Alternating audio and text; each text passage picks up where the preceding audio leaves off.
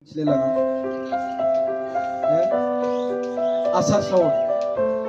सावनावसो गायो नङा होमबा दा ओंखायनो होनदों जों जोंनि खर'खौ बाहायनो दाना जों बुंबाय दङ जोंनो सोलायनाय नांगौ परिबर्तन नांगौ जों मायाव परिबर्तन लुबैदों थानेसर बुंनाय बायदि जोङो पिक्चारखौ जरा लगायनानै चेन्ज खालामनो नागिराखै जोङो चेन्ज खालामनो नागिरदों बिटिसिनि खायसे सिस्टेमाव जाय सिस्टेमनि गेजेरजों दिनै गोरिब गुन्द्राफोरखौ बिटिसि सरकारा 17 बोसोर जोङो सोबख'बोबाय दंमोन दिनै जोङो साख्रिखौ माबायदि मोननो हायो साख्रिखौ माबायदि मोननो हायो जोङो साख्रिखौ जाय 10-15 लाख थाखा होनो हायो बिसोर साख्रि मोनो नंगौना नङा दिसुन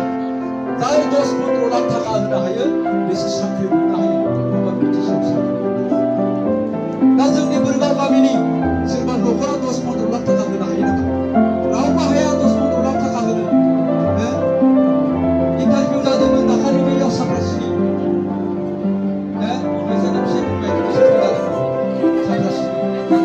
सानसे बेबायदि अखा बांखा सान्दुं गोसायाव सेंग्राफ्रा खारहैदोंमोन जोंनिया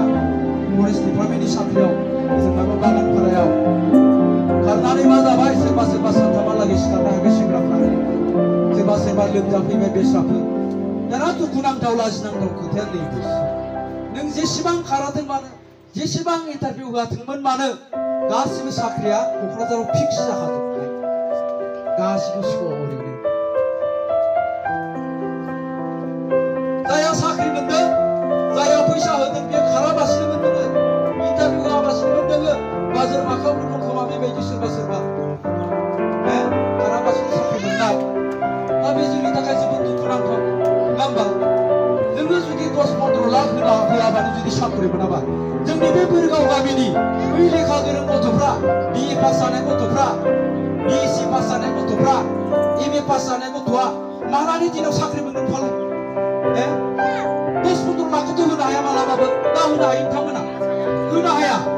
हायाबा बिसोरो साख्रि मोननांगोन बिसोर साख्रि मोननांगोनबा जोंनो बिटिसि सरकारनि जा सिस्टेम बे सिस्टेमाव जोङो परिबर्तन नांगौ सोलायनांगौ चेन्ज नांगौ होननाया बेखौ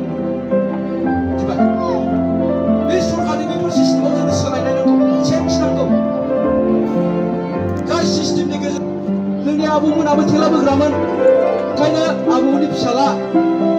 बा सोरनिबा बिफायाबो थेला बोग्रा आरो जोंनि बिफाया थेला बोग्राखायनो बे बोरगाव गामिनि गोबाङानो थेला बोग्रा फिसा थेला बोग्रा खामला मावग्रा ना सारना जाग्रा फिसा ना सारना जाग्रा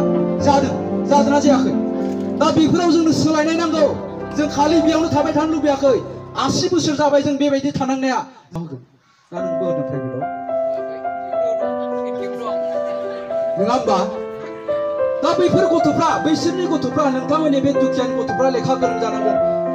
जानांगोनबा जोंनि गामिनि स्कुलाव फरायनानै लेखा गोरों जानांगोन दा गामिनि स्कुलाव लेखा फरायनानै लेखा गोरों जानांगोनब्ला जोंनि गामिनि स्कुलनि अबस्थाया मा सोलोंथाइनि अबस्थाया मा जोंहा बिटिसिआव डिपार्टमेन्ट दङ इडुकेसन डिपार्टमेन्ट 17 बोसोर सालायबाय खाम्फा बरगयारा बे इडुकेसन डिपार्टमेन्टखौ सोलोंथाइ बिफानखौ खिन्थु खुनु दिनावबो जोंनि गामियाव फैनानै कख्लाबारि ओनसोलाव फैनानै बे जोंनि कख्लाबारि ओनसोलनि गामिनि रायजो राजाफोरनि बै सोलोंथाइ अबस्थाया मा जानानै दं LP स्कुलफ्रा मा जानानै दं खुनु दिन बिथाङा जोंनाव सोंफैफेराखै बुंफैयाखै जोंनि गथ'फ्रा दिनै गामिनि LP स्कुलाव फरायनाय गथ'फ्रा क्लास 5 पास जानायनि उनावहाय गावनि नामखौनो लिरनो रोङा ABCDआनो क्लियार नङा